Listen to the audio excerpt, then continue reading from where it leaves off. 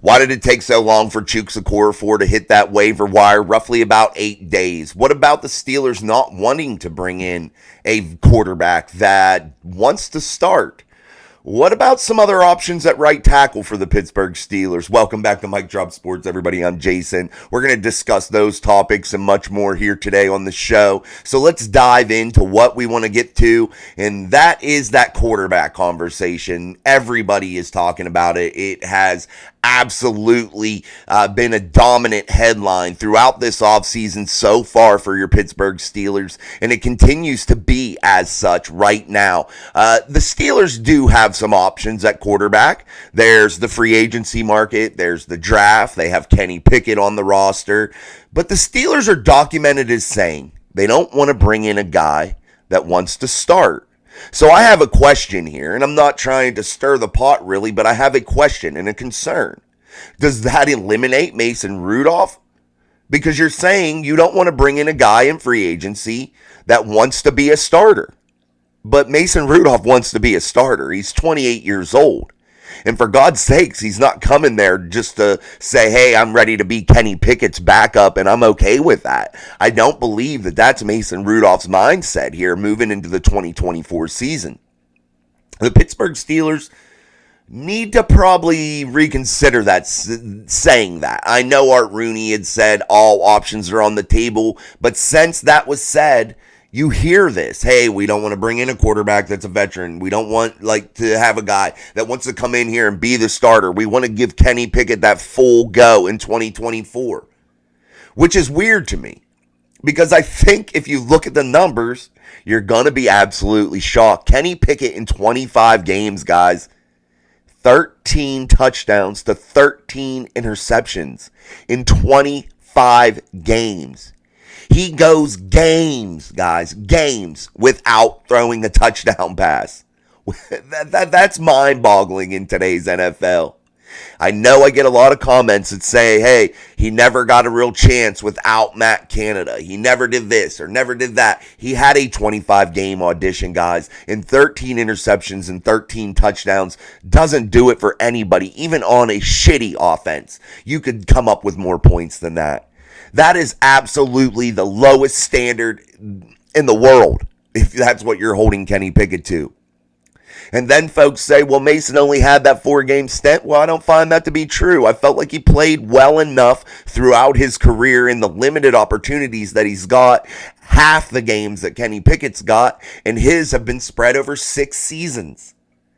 Mason Rudolph in the last 4 games threw for 945 yards and 5 touchdowns to 1 interception.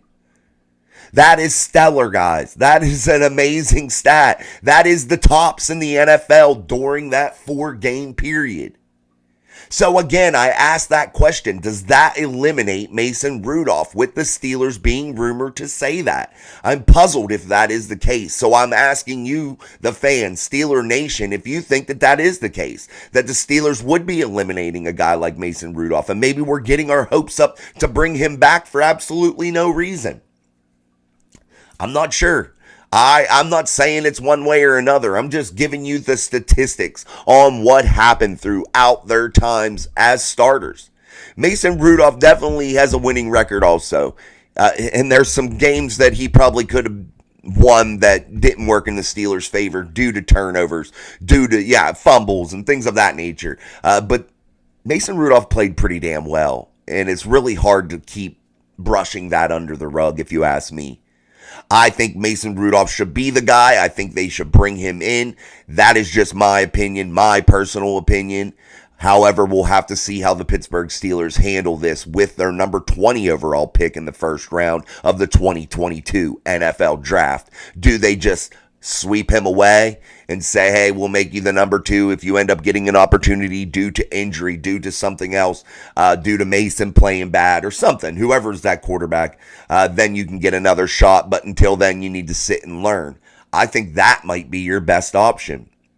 Sit, learn, relax, Figure out how you can become a real NFL guy, a real NFL quarterback, instead of a guy that doesn't take any chances, that doesn't push the ball around, that doesn't have any pocket presence, that tries to run out of clean pockets.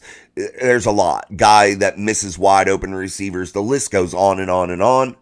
But we will just leave it at that. I've given you the numbers. We know what Mason is. We know what Kenny is. And the Steelers now have to make a firm and a good choice. They have to really think this through. They just can't do something haphazardly. They really have to focus on this because it is going to be super important.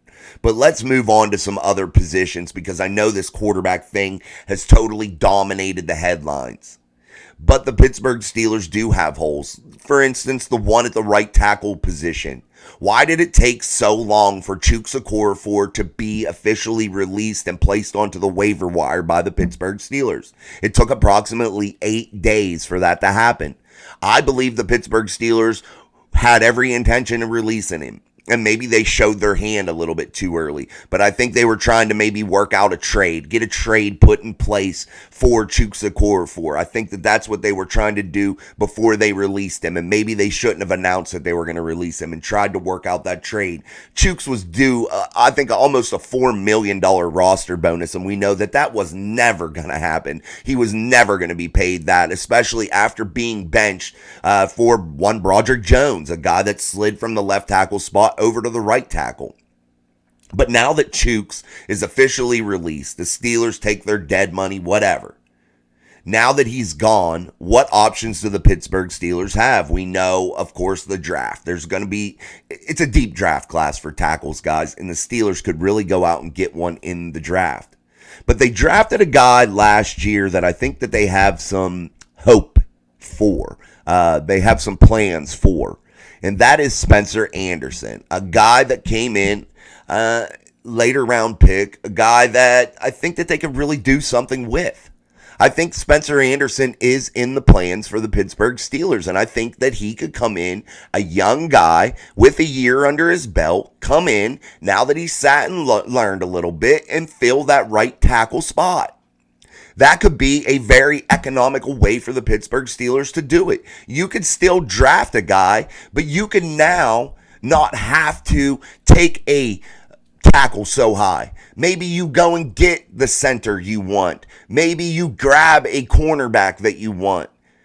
There's options now. That makes you not so tight to the vest and have to do something, not have to trade up to grab the right tackle that you want. Maybe Spencer Anderson is that guy, and you've heard good things about Spencer, about his versatility inside of that building down on South Water Street. You've heard that. So maybe that is the answer for the Steelers, guys, and maybe they just don't burn draft capital to try to move up over top of the Bengals, whom picks a couple picks in front of them. Maybe they don't try to figure out and grab for straws here and try to draft for a position of need as instead of best player available, which has been their policy throughout the years and has given them long-term success in the NFL.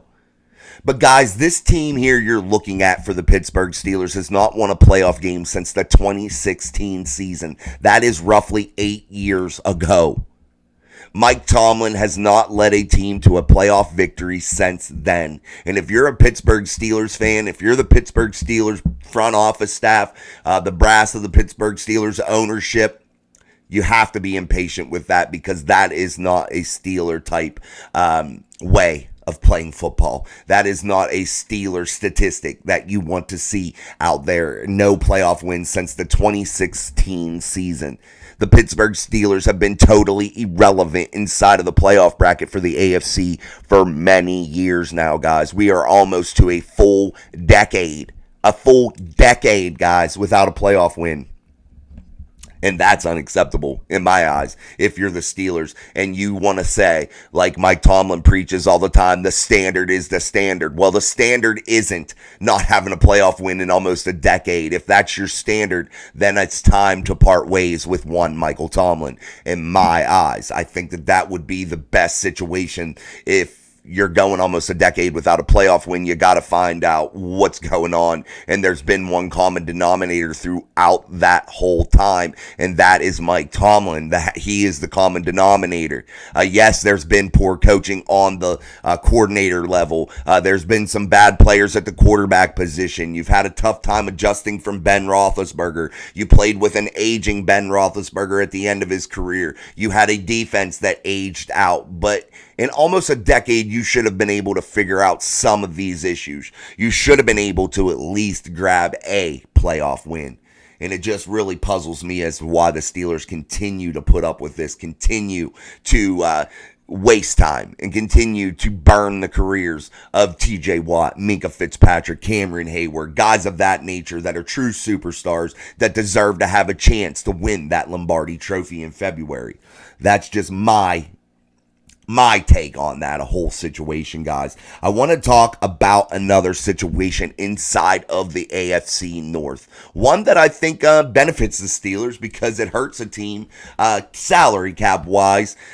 That is a major divisional foe, a team that's won the division last year, a team that has kind of been that front runner along with the Cincinnati Bengals, and that is the Baltimore Ravens. The Baltimore Ravens have made a little bit of a mistake. 4 of them to be exact. And the Pittsburgh Steelers could be happy about this in my eyes. The Ravens use a formula that really took shape during the COVID season of 2021. A pattern on giving players in their contracts void years. So when you use those types of void years in contracts, that terminology, and you're looking to spread their cap hit out through several seasons. But when those void years come to a close, you're going to eat dead cap money.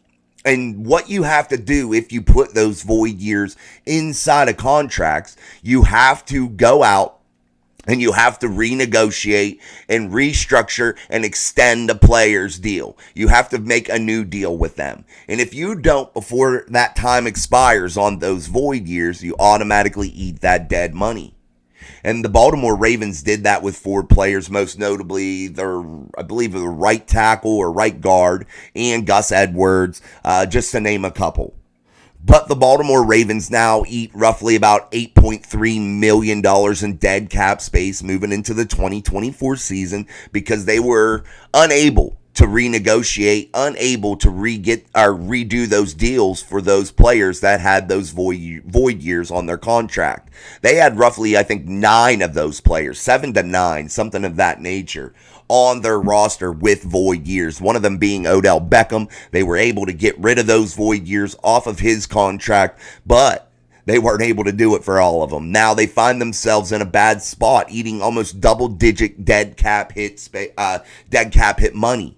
And that is a problem. Thankfully, the Pittsburgh Steelers don't ride like that. They haven't put void years in anyone's contract on that roster since Juju Smith-Schuster, and they were able to take advantage of that in a correct way, spreading his cap number out and not having to eat the dead money of Juju Smith-Schuster, which made him go somewhere else, is basically what happened. So the Pittsburgh Steelers weren't able to redo a new deal with Juju. The void years were coming up, and they figured a way out of that situation. I'm not sure exactly how it all worked. That's been some time ago. But that was the last player the Pittsburgh Steelers used void years on. So thankfully, the Steelers don't use that pattern, that model to use when you're making the contracts. And I understand it could be good and it helps the team spread out cap space, cap money, and it gives the team opportunity to sign other guys in the offseason, but it can come back to bite you in the ass in a really, really big way. And I think it did here with the Baltimore Ravens, guys. So, we've talked about a lot here today. It was a mouthful, and I hope you got some information from the show. As always, I appreciate you guys for watching so much. Don't forget to hit that like button and subscribe if you like the channel. We appreciate having you. Don't forget our live show tonight. We'll start between 6:45, 7 p.m. I'll be joined by your boy Sean tonight. I won't be flying solo, so join us for that live show. They've been so fun. You guys have the best comments, and keep them coming. Also, comment on this video. Again, hit the like button. It really, really helps us out. And It's been a fun ride, guys, and let's keep going as this offseason progresses and continue to monitor all these situations that are going on with your favorite team and across the NFL. We'll talk everything tonight here on the live show. That's typically where we talk about the broader picture throughout the NFL is our live shows. So enjoy this video. I hope you enjoyed this video. And until next time, I'm Jason. This is Mike Drop Sports. Peace.